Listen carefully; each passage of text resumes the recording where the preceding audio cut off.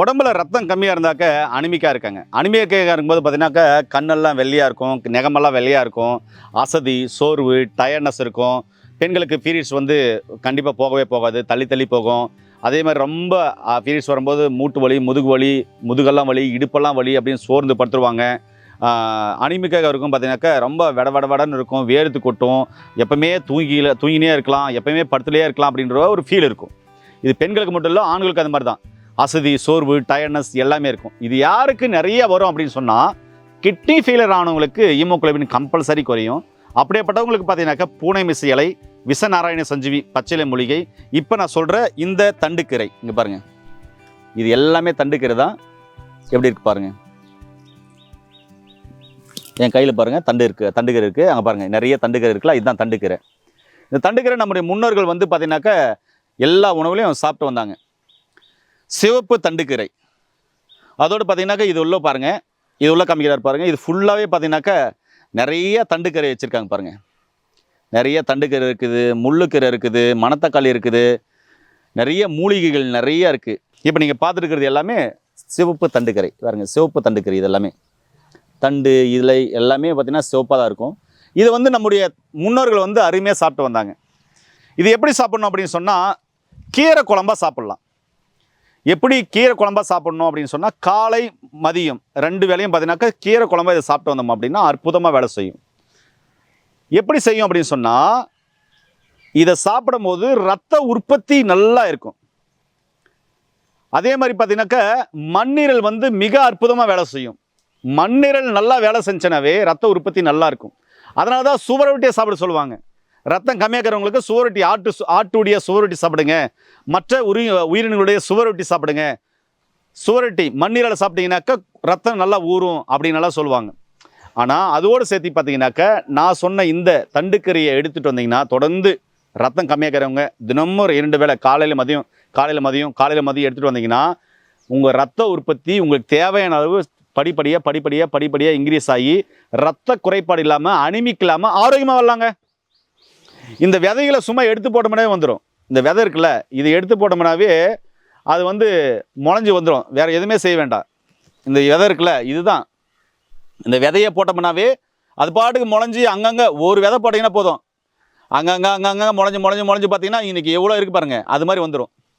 ஒரு தண்டுக்கீரை வச்சோம்னா போதுங்க, உடலில் இருக்கிற நோய் எதிர்ப்பு, அதாவது உடலுக்கு தேவையான நோய் எதிர்ப்பு சக்தியை அள்ளித்தரும்.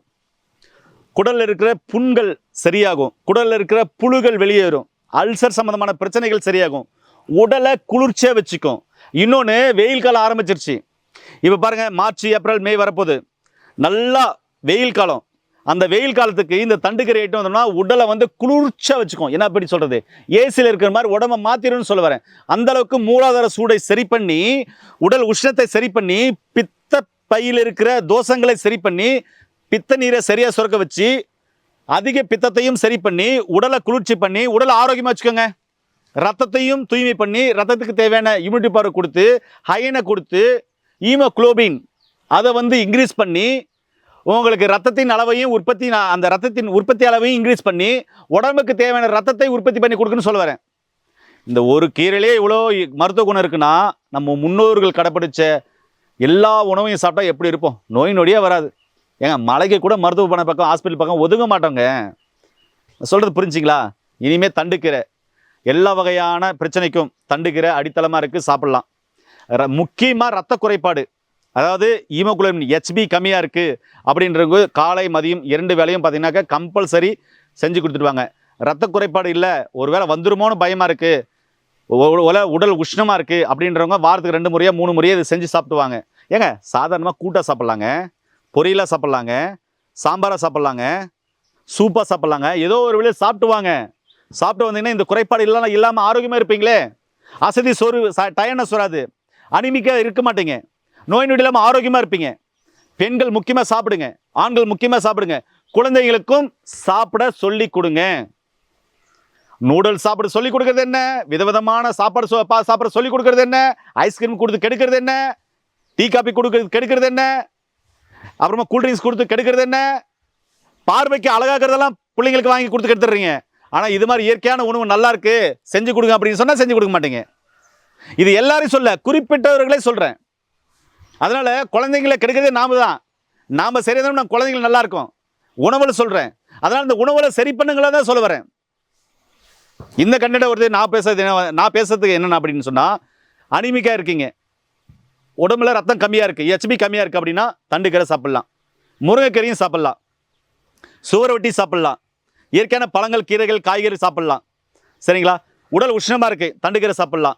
மூலாதார சூடு அதிகமாக இருக்குது, தண்டுக்கீரை சாப்பிட்லாம். பைல்ஸ் வந்திருக்கு, தண்டுக்கீரை சாப்பிட்லாம். குடலில் புண்ணு இருக்குது, தண்டுக்கீரை சாப்பிட்லாம். நரம்பு வலிமையாக இருக்கணும், தண்டுக்கீரை சாப்பிட்லாம். உடலில் இருக்கிற கழிவுகள்லாம் வெளியேறணும், தண்டுக்கீரை சாப்பிட்லாம். இப்படி சாப்பிட்டதுனால ஆரோக்கியமாக இருக்கலாம். இந்த கண்டென்ட்டை பொறுத்தவரை உங்களுக்கு பிடிச்சிருந்தாக்க எல்லாருக்கும் லைக் பண்ணுங்கள், ஷேர் பண்ணுங்கள். மீண்டும் இன்னொரு இனிமேல் பதிவில் சந்திக்கலாம். நன்றி, வணக்கம்.